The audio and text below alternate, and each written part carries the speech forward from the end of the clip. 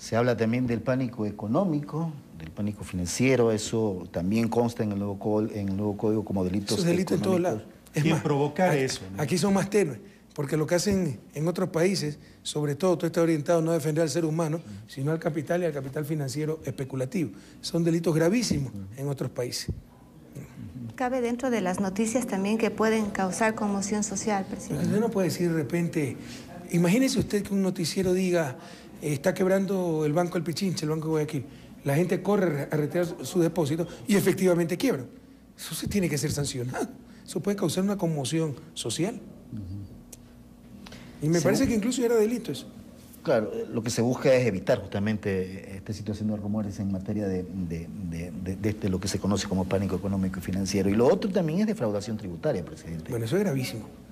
Vaya usted a Estados Unidos y no pague impuestos, a ver qué le pasa. Claro, porque ahí se habla también de sanciones fuertes en ese sentido, ¿no?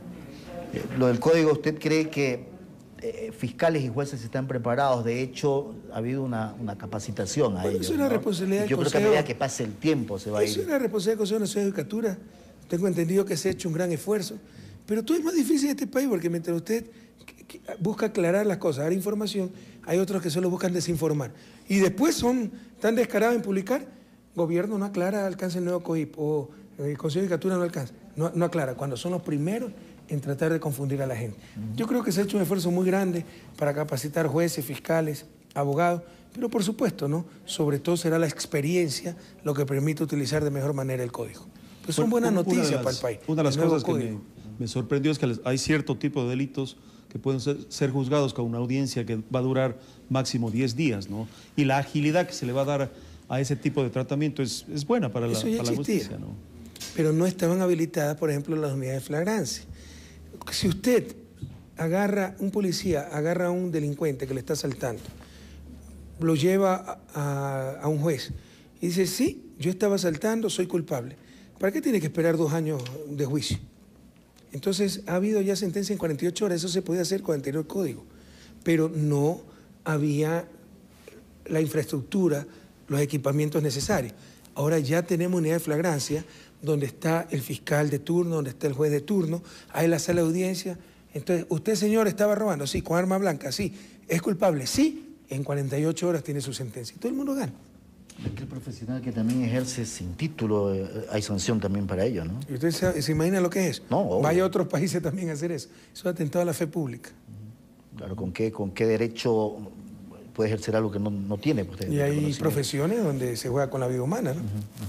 Hablando de la mala práctica médica, ¿no? Que ellos también estaban reclamando que este rato incluye el código también en la sanción. Eso va a pasar, casos, ¿no? Créame, a los anales del absurdo y de las injusticias en este país, porque fue producto simplemente de la politiquería. ¿Cómo confundieron las cosas?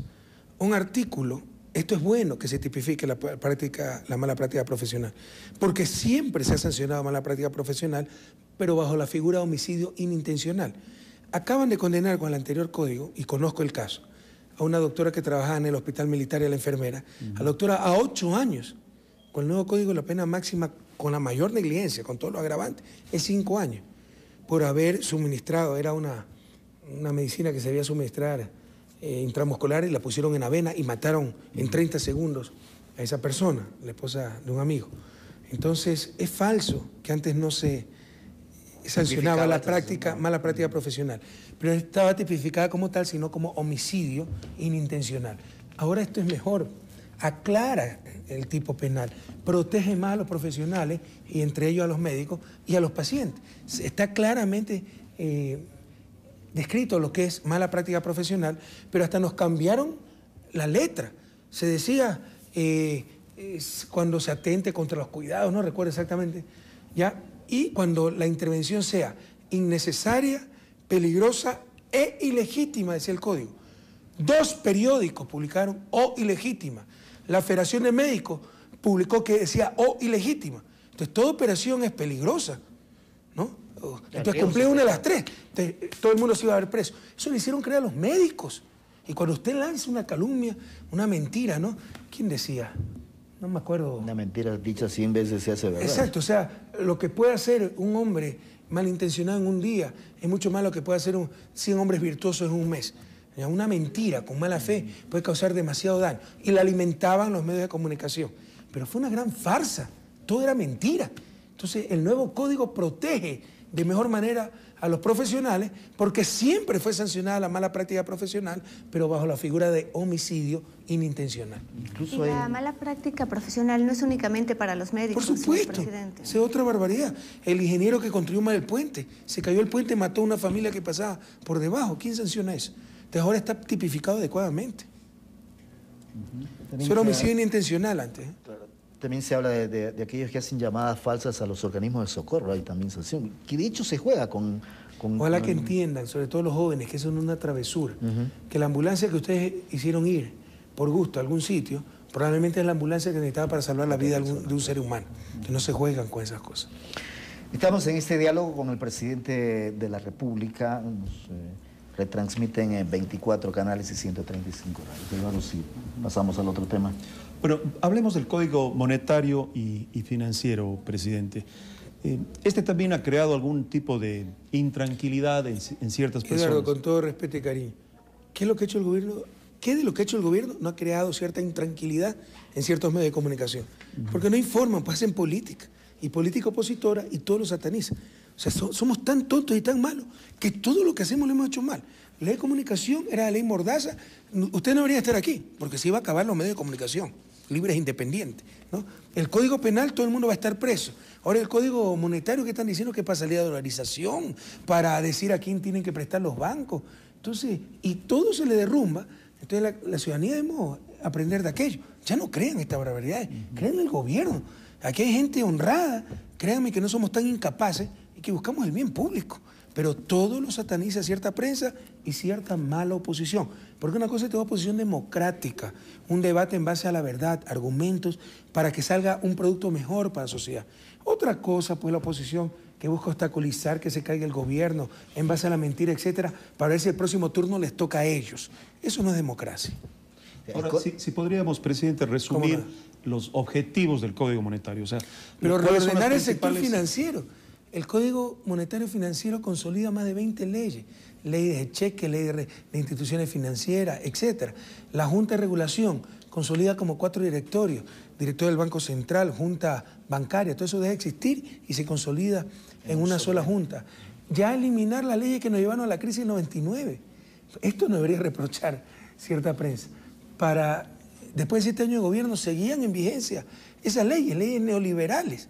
Entonces, ahora, como dice la Constitución, tenemos instrumentos para manejar la liquidez en caso necesario y que no pase lo que pasó en el 99, que mandaban la plata afuera, se consumieron todas las reservas y colapsó la economía.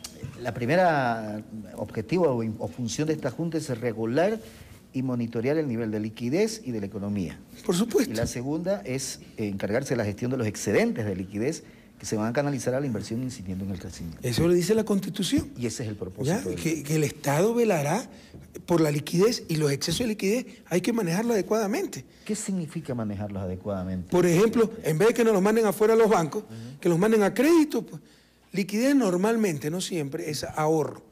Liquidez, exceso de liquidez es ineficiencia social, ahorro inmovilizado. Y lo que más necesita un país en vía de desarrollo es que ese ahorro se convierta en inversión, financiamiento. ¿Van a haber más garantías para los depósitos? Pero por supuesto, hay el fondo de liquidez, hay la garantía de depósitos, hay todo aquello. Todo eso se mantiene, se refuerza incluso.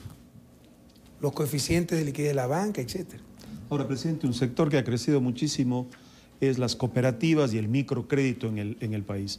Hay un organismo que regula esto. El nuevo Código Monetario, ¿cómo les beneficia a todas las cooperativas del país? Se está hablando de niveles mínimos de capital o de patrimonio y que se van a tener que dar fusiones entre pequeñas cooperativas que no tienen el suficiente patrimonio. Bueno, las cooperativas están básicamente reguladas por la Economía Popular y Solidaria y la Superintendencia de Economía Popular y Solidaria. Sin embargo, también se ponen requisitos de liquidez, se crea el seguro de depósitos para las cooperativas, se consolida más bien, y por ejemplo, para todo esto de cajas de ahorro, que hay muchas, hay como 3.000, se crea un registro, etcétera, para tener algo de control. Que estén reguladas y sí, debidamente. O sea, se trata de una profunda reforma financiera, sin duda, presidente. Bueno, si es un cambio histórico, y eso es lo que le duele tanto a los banqueros, porque ya no es la sociedad en función de los bancos. Este es el mal del mundo, no solo el Ecuador. Todo está en función del capital y del capital financiero. La crisis europea, ¿por qué no se soluciona más rápido? Porque todo está en función del capital financiero. Y esto es a nivel mundial, y esto ha pasado en el país en los últimos años.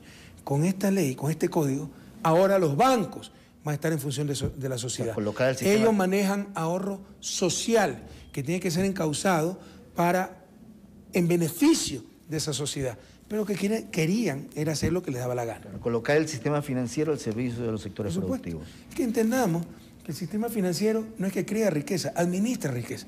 La riqueza la genera el agricultor, el industrial, el que trabaja la economía real. Pero estos señores generaban riqueza per se, esa era riqueza artificial. Y muchas veces esa riqueza, ¿ya?, extraían riqueza del sector real, con lo cual deprimía al sector real por los altos costos de intermediación financiera. Y no realizaban esa intermediación, porque el objetivo del sistema financiero, insisto, ellos no crean riqueza real, administran esa riqueza real, es coordinar los que tienen excedente de ahorro, excedente de financiamiento con los que tienen necesidad de financiamiento. Pero es un absurdo que esa plata que nos genera con tanta riqueza, que nos genera con tanto sudor el agricultor, el artesano, el industrial, se vaya afuera, pues. Y muchas veces a paraísos fiscales. Todo eso quiere evitar el código. ¿Este código separa al ente regulador del supervisor, presidente? ¿De alguna manera? Sí, bueno, el supervisor sería, el regulador es la Junta. Claro. Pero el supervisor es la superintendencia. Claro, que quedaría como debería ser. El controlador, sí, eso es sano. Ya, y lo otro es que también va a precautelar la estabilidad del sistema financiero, porque se protege los ahorros del público. Ya, eso debe quedar claro. Está el seguro de depósitos, está el fondo de liquidez, está todo aquello. Regulación, prudencia, supervisión, eficiencia y red de seguridad financiera. Ahí encierra básicamente. Esto es bueno para la sociedad. Lo que pasa es que los banqueros ya no pueden hacer lo que les da la gana. Y como hay mucha vinculación entre banqueros y ciertos medios de comunicación, miren, una auditoría de frecuencias, solo en radio y televisión, que se hizo en el 2008, 118 banqueros fueron identificados vinculados a 201 medios. Esa era la realidad del Ecuador. Entonces, cuando usted hace algo para controlar la banca, pues tiene toda una campaña en ciertos medios. Bueno, hablando también del Código Monetario, se habla de la dolarización y que está en riesgo, es otra de las cosas que se ha dicho. ¿Qué opina usted, presidente, de la dolarización? ¿Se mantiene la dolarización en el Ecuador? ¿Hay un plan para futuro salir de esto? ¿Cómo está este Mi querido Eduardo, primero, bueno, estamos en un país con libertad de expresión, se puede decir cualquier barbaridad, pero que nos digan, que nos argumenten, que nos sustenten eso. ¿Por qué está en riesgo la dolarización? Con el nuevo código, dígame, ¿en qué se pone en peligro la dolarización? ¿Se la fortalece más bien? Alguien que me conteste, pero es que, por favor... Bueno, se habla que las reservas que debe tener el país para poder tener el dólar como moneda tienen que ser suficientes para sustentarlas, ¿no? Mire, la dolarización no necesita reserva, porque usted no tiene moneda nacional para respaldar. Eso es otro de los absurdos, y esa reserva era ahorro nacional inmovilizado, y ya lo estamos poniendo a trabajar. El fondo de liquidez, tenemos cerca de 2.000 millones de dólares afuera. Ah, no, es que en bancos AAA, todos esos bancos AAA, empezando por Lehman Brothers, son los que quebraron. Entonces no tiene sentido. Mejor traer esa liquidez, ese fondo de liquidez, ¿no?, al país y ponerlo otra vez en función de ecuatorianos en inversiones de corto plazo seguras, que las hay en el propio país, sin excluir en el exterior, pero tampoco sin excluir la inversión interior. Entonces las cosas que se han hecho son positivas, pero yo no sé de dónde, todavía no me explican en qué pone en peligro la dolarización. Entonces es un absurdo que cualquiera, para salir en la foto, salir en la entrevista, dice cualquier vaina y se la repite, se la repite y se la repite.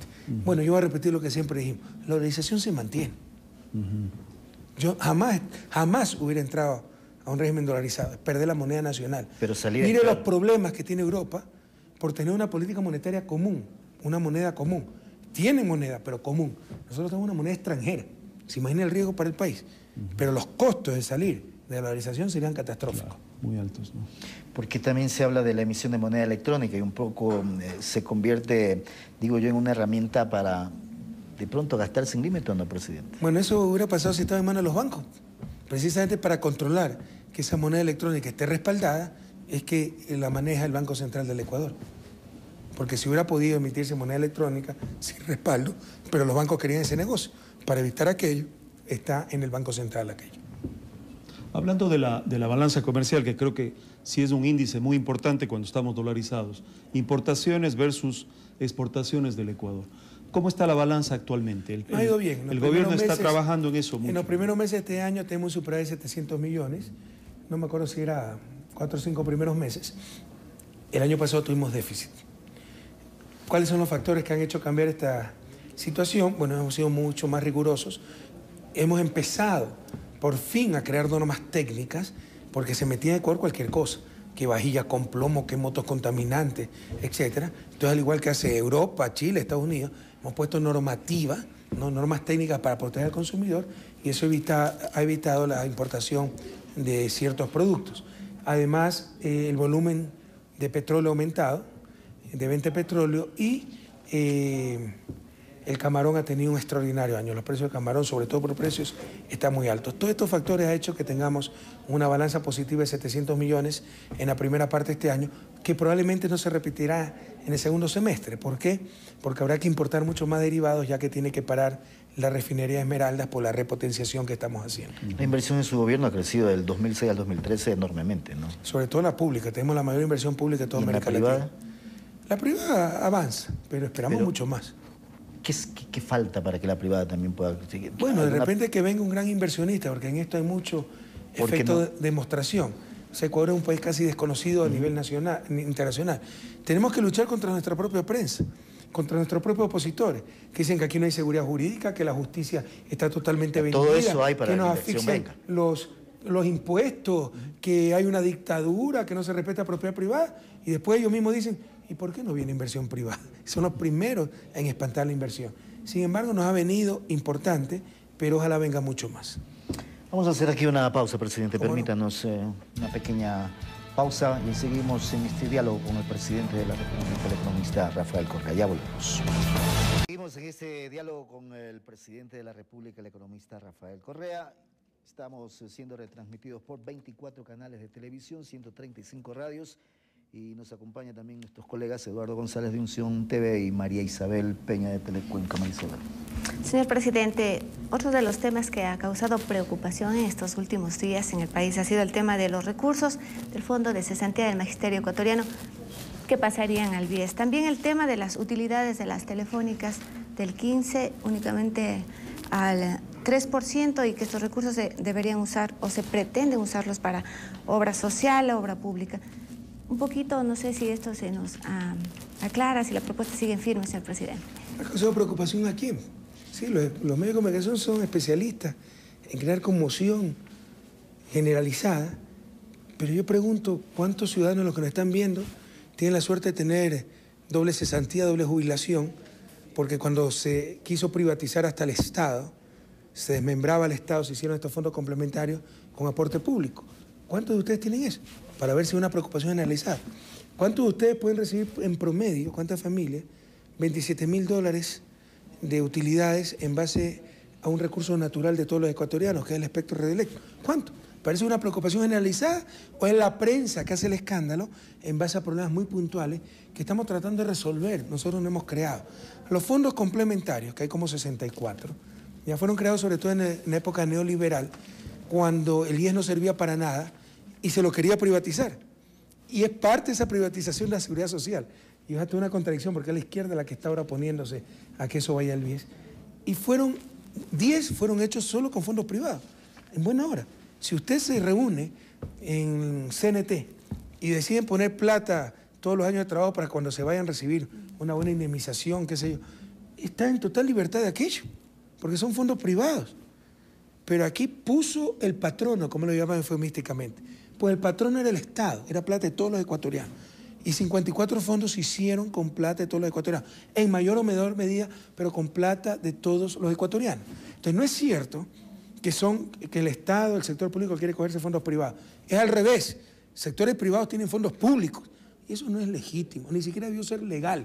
¿Pero por qué no se hizo nada? Porque la primerita en tener esos fondos complementarios con grandes aportes del Estado fue la Contraloría, que siempre ha cometido estos abusos como su club de lujo, etcétera, y no hay quien audite al auditor, ¿verdad? No hablo por este Contralor, que por ejemplo, él enseguida traspasó el club de lujo, etcétera, pero históricamente vaya a ver a todos los abusos que ha cometido la Contraloría y todo el mundo le tiene miedo. Entonces, por eso ni siquiera se glosó, pero debió hasta glosarse. ¿Por qué? ¿Con qué derecho? ¿Ya? Todos los ciudadanos teníamos si trabajamos, teníamos aportación al IES y vamos a tener una jubilación del IES, ¿con qué derecho un grupo de ciudadanos tenía aportes extras del Estado por una cesantía extra y probablemente una jubilación extra? Entonces eso no es legítimo, pero ya está. Sin embargo, son fondos públicos. Y si son fondos públicos, tendrá que ser manejado por el sector público, en este caso el BIES. ¿Cuánto se ha mentido? Que se van a incautar los fondos. Incautar es que yo le quito su plata. Usted va a seguir teniendo su plata, pero el administrador va a ser el BIES. Y eso no es malo, es bueno, pero todo se sataniza. El Fondo de Cesantía del Magisterio, mira lo que pasó aquí con Coopera. ¿Cuánta gente perjudicada? El Fondo de Cesantía del Magisterio maneja más de 400 millones de dólares. Imagínese si eso cae en administración privada deshonesta. Actualmente yo creo que José Castelú es un tipo muy honesto. Pero si no está José Castelú y está otra persona, imagínese el impacto social que puede haber, perjuicio a 150.000 maestros.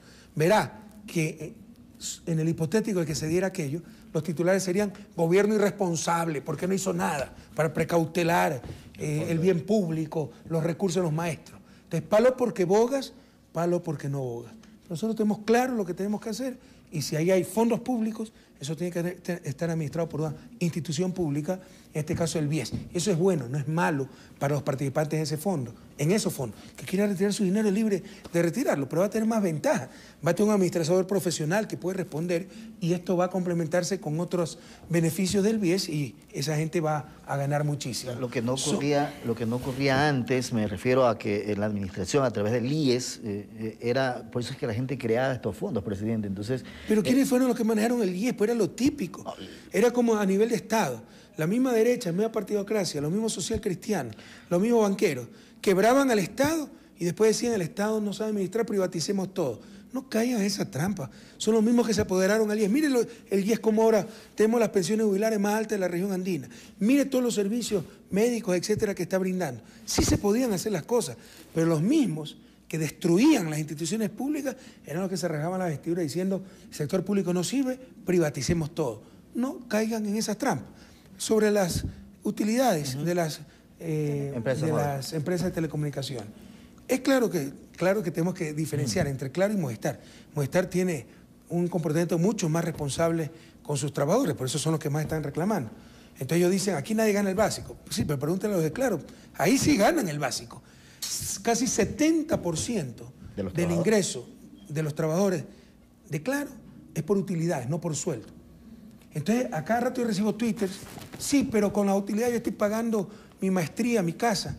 Eso lo deberían pagar con un buen sueldo. Están en el negocio más rentable del mundo, pero pagan sueldos de miseria porque todo el mundo espera las utilidades. Pero ¿cuál es el problema? O sea, son 130 millones de dólares de utilidades para 4.500 familias en base al espectro radioeléctrico, que es un recurso natural estratégico de todos los ecuatorianos, ilimitado. No es que puede estar todo el mundo, yo también quiero participar y tener un pedazo de espectro. No, no hay cama para tanta gente, es limitado.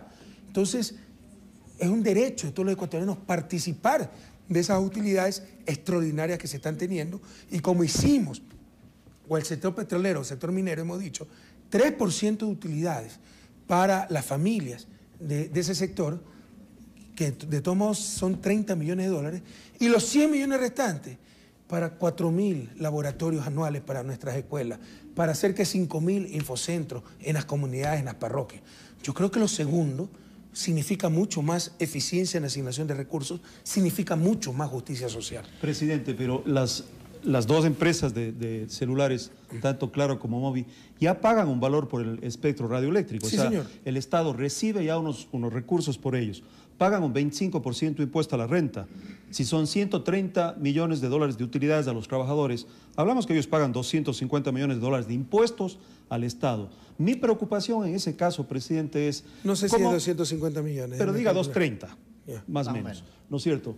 ¿Por qué esa desigualdad? O sea, trabajadores que ganan el 3%, otros que ganan el 15%. Y los que no tienen muchas utilidades, pongamos el 40%. Entonces no va a haber una equidad. El 40 no entiendo. Digo, si es que la ley sería así, porque unos van a tener el 3%. No, aquí hay una lógica muy clara, Eduardo. Se trata de un recurso natural. Eso también están confundiendo. Pero no es lo mismo que el petróleo. ¿Y qué ha dicho que es lo mismo que el petróleo? O sea, el espectro no se agota. No se puede reproducir. Es creado por la naturaleza. Eso significa que tiene renta natural. Pero no sería mejor ponerles un mayor valor en el espectro a ellos, cobrarles un... Y eso lo vamos a hacer. Como se hizo la pero negociación. Si no estamos diciendo que es excluyente. Pero nadie esperó que creciera tanto el mercado de celulares y están teniendo ganancias extraordinarias. Yo he dicho, ya vamos, bueno, yo no voy a permitir que un sector tenga ganancias tan grandes. Ese es el mal mundial. Ese es el libro de Piketty, un economista que se está volviendo famoso francés, que ha demostrado cómo el capital ha ganado mucho más que, por ejemplo, el crecimiento anual de la economía y, en consecuencia, su participación en la economía es cada vez más grande y cada vez más poderoso ese capital. Es lo que yo llamo el imperio del capital. Eso es lo que no pueden hacer otros países porque los gobiernos dependen de ese capital o porque no tienen el valor o la capacidad política para hacerlo. Aquí no dependemos de otro factor que no sea nuestro pueblo, ¿no? Tenemos el valor para hacerlo y tenemos la credibilidad para hacerlo y lo vamos a hacer. No podemos permitir que un sector esté generando cerca de 600 millones de utilidades para 2 empresas. ¿Eso es constitucional lo que se va a hacer? Pero por supuesto, pues Lea, tenemos toda la capacidad para regular. El artículo 408, el artículo de la distribución de utilidades, no recuerdo cuál es, dice que por ley se regularán las utilidades. ¿Pero habría que hacer una reforma, presidente, o no? Es la reforma legal, pues, la ley de telecomunicación. Y yo no entiendo, esto se hizo con los petroleros, era lo mismo. El chofer de la petrolera ganaba una miseria, pero tenía $200.000 de utilidad. Y ahí nadie reclamó. ¿Será porque era el sencillo chofer, el sencillo soldador? Ahora es clase media de Quito, de Guayaquil. Entonces, cuidado, también estamos discriminando ahí, ¿no? Lo que estamos haciendo tiene perfecta lógica y es impecable a nivel de eficiencia social y justicia social. Por supuesto, los que estaban ganando $30.000 de utilidades se van a molestar, pero aquí estamos actuando por el bien común. Y por si acaso, nosotros podemos poner sueldos mínimos por sectores y ya lo vamos a hacer en el sector de telecomunicaciones para que no paguen sueldos de miseria y estén esperando las utilidades. Pero, presidente, ¿por qué tocar el bolsillo de los trabajadores y no de las empresas? Es que lo vamos a tocar, pero estamos preparando eso. Tal vez fue un error estratégico empezar por la utilidad de la familia, pero ¿quién le ha dicho que no vamos a tocar la utilidad de las empresas? Porque eso es lo que se debería hacer. Esperen un poquito. Presidente, yo le digo muy claramente, o sea, yo voy a conversar con los compañeros de Movistar que me mandaron una carta, me han pedido cita a través de Twitter, si quieren unirse lo declaro, lo vamos a escuchar. A las finales cambiamos la propuesta que se ha hecho, pero yo le digo muy claro, o sea, por responsabilidad, yo no puedo permitir tremenda acumulación de utilidades en un solo sector en base a un recurso natural de todos los ecuatorianos, que es el espectro radioeléctrico. ¿Y también se va a reunir con Juan José Casteló? ¿Le ha pedido? Sí, creo, el día lunes. También. Sí. ¿Le va a explicar todo esto entonces? Sí, vamos a conversar. Nosotros siempre estamos abiertos al diálogo, sobre todo cuando la gente nos lo pide respetuosamente, que nos ha pedido Juan José Casteló, como nos han pedido los compañeros de Movistar, lo cual no significa que cambiemos nuestro criterio. Vamos a escuchar.